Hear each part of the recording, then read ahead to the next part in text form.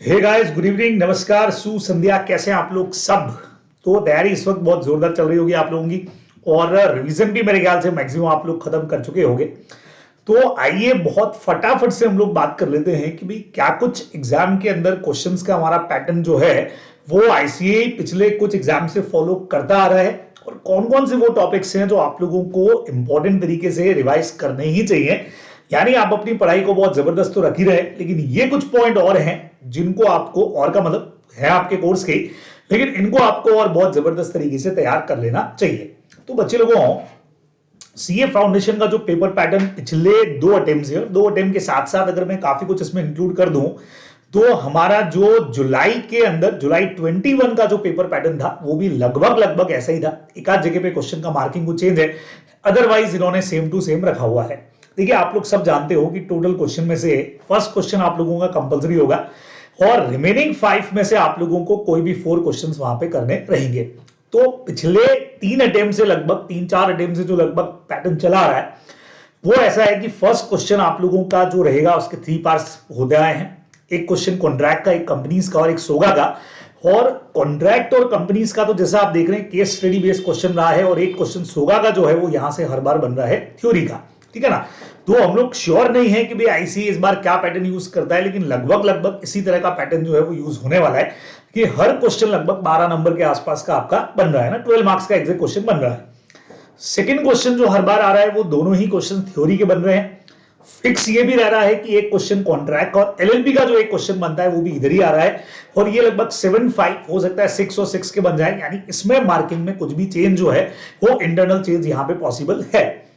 Third question की अगर बात करें तो पिछले दोनों तीनों बार से थ्योरी का एक क्वेश्चन बना है यहाँ पे पार्टनरशिप का 6 नंबर का, और केस स्टडी बनी है कॉन्ट्रैक्ट से, वो भी 6 नंबर के यहाँ पे बन रही है। फोर्थ क्वेश्चन की अगर बात करें तो अगेन दो पार्ट है बच्चे लोगों, एक क्वेश्चन सोगा का थ्योरी से आ रहा है डायरेक्टली, और एक क्वेश्चन केस स्टडी का पार्टनरशिप से यहाँ पे निकल के आया। ऊपर पार्टनरशिप का 6 नंबर का थ्योरी था, यहाँ पे इन्होंने केस स्टडी देकर के हिसाब बराबर किया है। फिफ्थ क्वेश्चन की अगर बात करें तो अगेन एक केस स्टडी दे दिया सोगा का, और यहां पे देखिए सोगा जो है उसमें ऊपर यहां पे थ्योरी क्वेश्चन आया। फिर अगर सोगा की बात करूं तो बच्चे लोगों यहां पे भी सोगा का थ्योरी क्वेश्चन और एक सोगा का प्रैक्टिकल क्वेश्चन यहां कवर हुआ है जो 6 नंबर का है, और थ्योरी क्वेश्चन यहां पे कंपनीज एक्स से क्वारी हो गया, ऊपर केस स्टडी आ गई थी, तो 6 नंबर का यहां पे कवर हो रहा है। तो इसीलिए जो लोग सोगा को लेके कई बार घबरा जाते तो सर सोगा के क्वेश्चन हमसे कैसे होंगे, क्या संभलेगा, तो बच्चों एक आध क्वेश्चन जो है वो केस स्टडी का जनरली आ रहा है, बाकी क्वेश्चन सोगा के डायरेक्ट थ्योरी क्वेश्चन है, तो ज्यादा उतना टेंशन लेने की आपको जरूरत इसके अंदर नहीं है। अब 6 क्वेश्चन की अगर बात करूं, वैसे भी आपको रिमेनिंग 5 में से कोई भी 4 क्वेश्चंस करने रहेंगे, तो यहां पे 2 क्वेश्चंस डायरेक्ट क्वेश्चन थ्योरी के आए हैं कॉन्ट्रैक्ट और पार्टनरशिप का, और एक क्वेश्चन कंपनीज एक्ट का जो है वो केस स्टडी क्वेश्चन बना है। तो ये पेपर पैटर्न जो है वो पिछले 2 या 3 अटेम्प्ट से जो है ना, बस जुलाई 21 में मुझे ध्यान है कि यहां पे जो एक क्वेश्चन बना था, शायद तीसरा क्वेश्चन भी थ्योरी ही था कंपनीज एक्ट का, ऐसा कुछ मैटर जो रहा है वो रहा था। बाकी लगभग सेम पेपर पैटर्न हमारा फॉलो हो रहा था। तो लगभग लगभग केस स्टडी और थ्योरीज का बराबर बराबर पोर्शन ही यहाँ पे अपने को देखने को मिल रहा है, ज्यादा एक आध क्वेश्चन का ऊपर नीचे है, बाकी सेम पोर्शन है। तो आप लोग इसको फॉलो करके दिमाग में रख करके जा सकते हैं कि किस तरीके से हमको आंसर्स वहां पे ड्रॉ करने हैं। ठीक है, अब कुछ ऐसे टॉपिक से बच्चों जिनको रिवाइज जरूर करना है ना।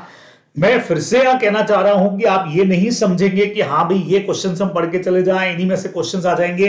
देखिए, सीए का पेपर है, अनप्रिडिक्टेबल है, ये चीजें कुछ इंपॉर्टेंट हो सकती हैं जिनको आपको और ज्यादा बेटर तरीके से पढ़ के जाना चाहिए, लेकिन फिर से वही कोर्स जितना है उतना तो आप कवर कर ही रहे हैं। ये पॉइंट्स अगर आपने थोड़े से कम अच्छे तैयार किए हैं तो और मजबूती के साथ कर लीजिए, और नहीं किए हैं तो इनको जरूर आपको करना चाहिए। बाकी पूरा कोर्स सीए में हमेशा होता है इंपॉर्टेंट। ठीक है, तो कॉन्ट्रैक्ट में offer and invitation to offer हमारा एक बढ़िया पॉइंट हो सकता है। Privity to contract and privity to consideration वाले जो टॉपिक्स हैं वो इंपॉर्टेंट रह सकते हैं।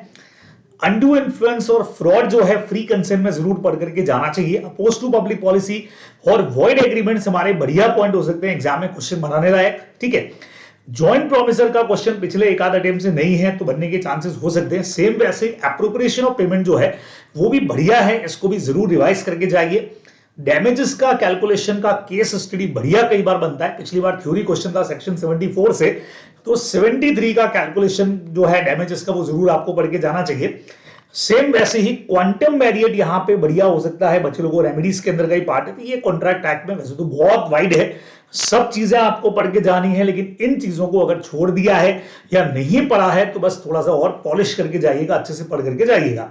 सुगा की अगर बात करूं बच्चे लोगों, तो टाइप्स ऑफ गुड्स हमारे जो हैं उस पर आजकल जो क्वेश्चंस आ रहे हैं ना, 1 मार्क जो क्वेश्चन आ रहे हैं, 2-2 नंबर के छोटे छोटे से क्वेश्चंस हैं, उनमें टाइप ऑफ गुड्स बढ़िया हो सकता है।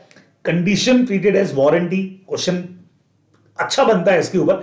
इंप्लाइड वारंटी का जो पॉइंट है, उसके अलावा केवेट एंटर बच्चों, बायर बी अवेयर, उसके एक्सेप्शंस के जितने पॉइंट है। Sale on approval basis section 24 बढ़िया पोर्शन में से एक होता है, अच्छे क्वेश्चंस उसके ऊपर भी दिख जाते हैं अपने को case study wise. Transfer of title by non owner, है ना।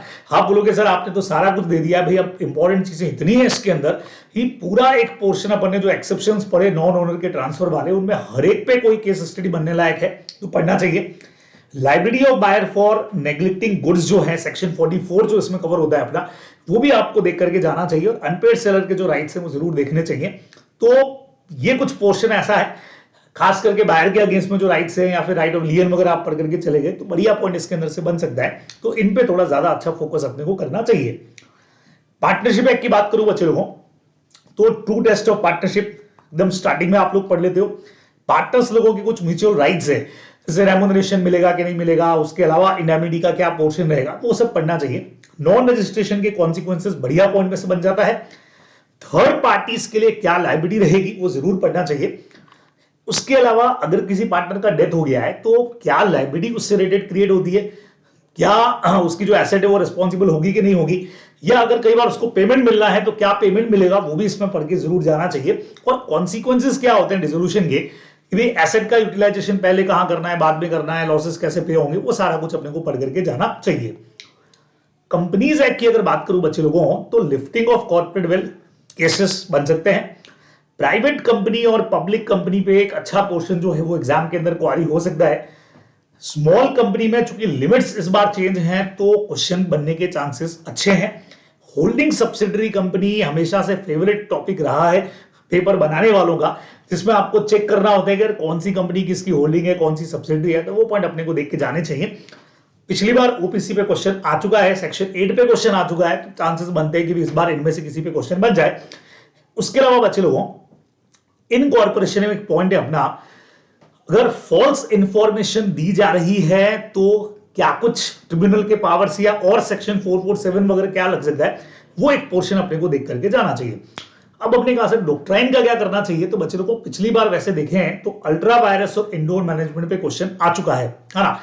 तो इस बार देखें, कुछ कह नहीं सकते, कंस्ट्रक्टिव नोटिस वगैरह आप चाहें तो उसको देख करके जा सकते हैं, या इंडोर मैनेजमेंट के एक्सेप्शंस के ऊपर अगर कोई क्वेश्चन बन जाए तो मे भी बन सकता है। अदरवाइज मुझे लगता है कि इस बार इनमें से कहीं से क्वेश्चन जो है वो आने के चांसेस हो सकते हैं, है ना।